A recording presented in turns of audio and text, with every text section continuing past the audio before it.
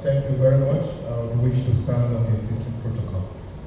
Thank you, nurses across the borders, for inviting the Nigerian Labour Congress to be part of this story and the vocal side event. It's not every time that people take into consideration the real people who are the front line of managing the climate crisis. Sometimes we talk about climate crisis as if there are no undertaking for the challenges we face as a result of climate change.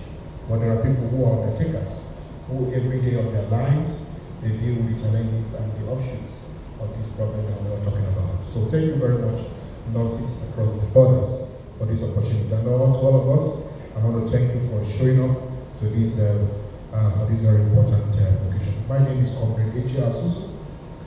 From the Nigerian Labour Congress. Nigerian Labour Congress is an affiliate of the International Trade Union Confederation, ITUC, and here at Com.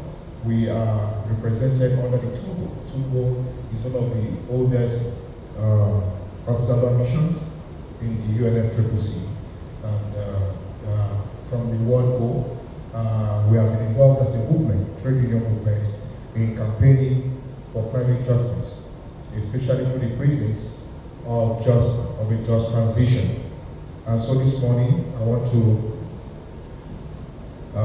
express our profound gratitude that we have this collaboration, which I think should try beyond Com.Eche. We should continue to find ways to work together to be able to champion a cause that is close and dear to our hearts. Because also the Nigerian Labour Congress has health unions that are affiliated to it. We are actually made up of about almost 60 affiliate unions right now. And we have health unions that are affiliated to us. We have the National Association of Nigerian Nurses and Midwives, and we have the Medical and Health Workers, which is actually the biggest union in the NLC, and has produced some of the most prominent people in our movement, including the late Comrade Nabhi, who died a few months ago, and we just had the memorial a few weeks ago in Abuja. And also the one we call the Global President, Comrade Nabhi, who I served as the Chief of Staff for about 8 years. And I can tell you this is a phenomenal figure produced by the health sector unions. So it will be great that we have this collaboration so that we can be able to see where we can actually work together and reinforce our positions on the climate emergency. So, ladies and gentlemen, we are here in Berlin as a trade union movement representing billions of workers, and especially under the auspices of the ITUC. ITUC represents about 250 million workers on paper, but there are many more who are working with us in the informal groups. And find ITUC in 169 countries, very active, and representing 340 national labor centers. So what we are doing here is to project our voices for climate justice through a just transition. As a matter of fact, we find just transition enshrined for the first time.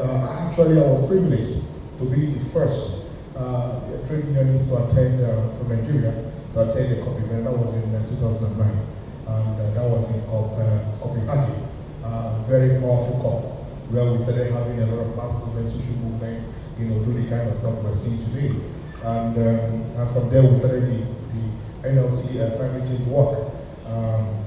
But for the past 3 years, it has been quite intense because we moved from just campaigns to policy interventions. And I can tell you, the Nigerian Labour Congress, through very strategic policy interventions, we've been able to influence national policies, including the Nigeria's nationally determined contributions 3.0, which was recently validated and communicated to UNFCCC. The NLC influenced that policy paper and made sure that workers' voices for the first time were mainstreamed in that important policy paper. And we went ahead to also influence and to intervene with the development of Nigeria's Just Transition Guideline and Action Plan, JTGA. And that document spoke extensively on the need to mainstream workers and also talked extensively about just transition. The point we're making is that without just transition, there cannot be climate justice. Because at the heart of climate change is we have people. People are at the heart of climate change. We're all concerned because we're human beings, we are people. And when we talk about emissions, we are talking about the workplace. because most of the emissions happen in the workplace. So you find out that workers are the direct victims, both in the production systems that actually deliver these the meat, but then also it's not their fault because they have to work and earn a living, and then they are also direct victims of the impact of greenhouse gas emissions. Take for instance the Niger Delta. I'm just coming from the NDDC program, where there was a lot of concerns raised about the effect of emissions in the Niger Delta, on the communities and on workers. Find out that workers are in the oil rigs and oil platforms, and they are working day and night, and they face these emissions directly. They inhale methane, they inhale all kinds of dangerous gases, and nobody's talking about the impact of these gases on their health. We talk about the impact on the environment, but we don't talk about the impact on human health, and we don't have enough policy regime to take care of these issues. And that's why we're here in Belgium, to say that human beings matter, lives matter. Therefore, for us to have climate justice, there must be a just transition. A just transition must take into cognizance all of these issues that affect human beings, especially workers, who are the direct line of fire of climate. We talk about nurses. Nurses are the ones managing the cases. Nobody talks about them. The stress in the tropics is so high because of climate impact. We have a lot of stress in the workplace. In fact, in 2021, the ILO made a study and discovered that 1 billion workers all over the world are exposed to all kinds of greenhouse gases, emissions. And there was another report, a research that came out to say that we have 840,000 workers dying annually as a result of heat stress. This is largely properly documented, and therefore you don't find it coming out as topical issues. But we want to raise these issues because they are the issues of our humanity. Workers must be at the heart of considerations for climate justice. And we have made several demands, and all of that is encapsulated in what we call the Belém Action Mechanism. BAM. We're saying BAM. BAM at Com.Eche. BAM. What is BAM? BAM is our demand that now we must come to a point where we recognize that humanity is at the heart of climate injustice. Humanity is at the heart of it. And human beings must come together to provide solutions. And these solutions must start in the workplace, where workers are the direct victims, where workers constitute the most vulnerable group in this whole discussion. And then we are also saying, as part of BAM, we want to see progressive and adequate climate financing that is free from debts.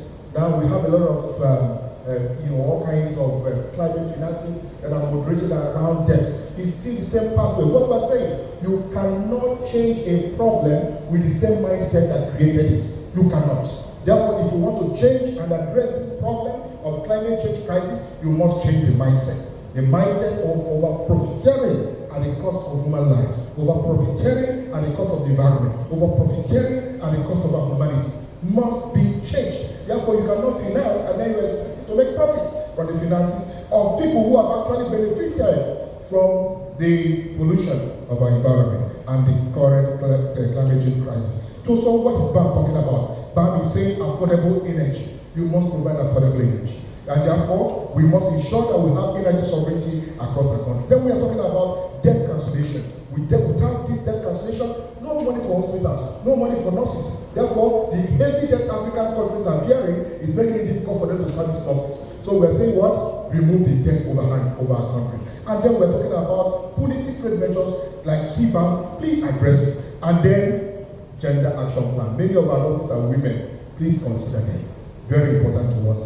Finally, we are saying we want to see adaptation at the forefront of our constitutions. We must adapt. In the workplace, occupational safety and health must be the top priority. Thank you very much for having me.